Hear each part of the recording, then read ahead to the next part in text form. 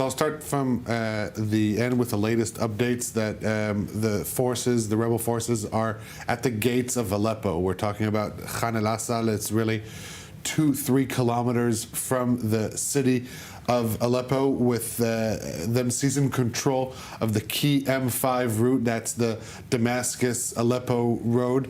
And the Syrian army reportedly ordering the closure of that route. So if our viewers remember the name Aleppo, that's because that was the scene of perhaps the most devastating onslaught of the Syrian regime forces at the earlier part of the Syrian civil war between 2012 and 2016.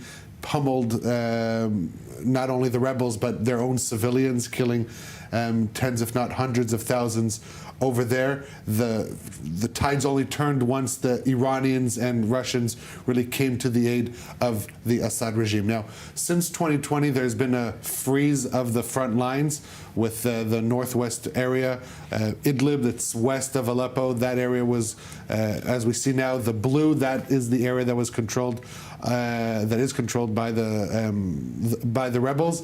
They're making their advance to the east, really tearing into Syrian territory controlled by the regime, breaking all lines of defenses over there, really taking control of nearly 200 square kilometers of total territory. Now, who is fighting? Who are these battling sides?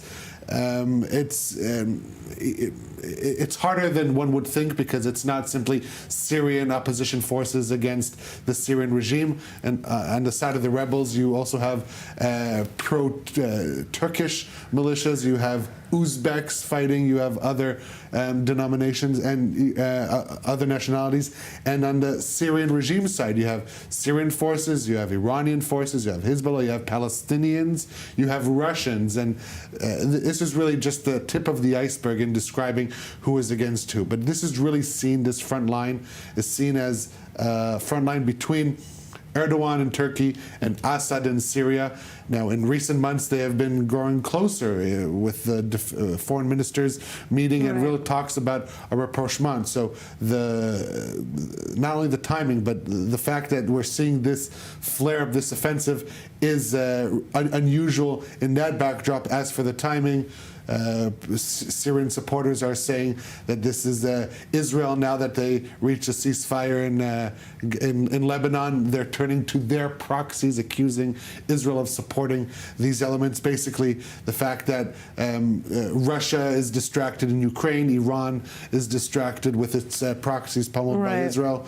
That explains the timing. As for the rebels, they're saying that the timing is that they waited till Israel reached a ceasefire so as to not be accused of working alongside the Israelis.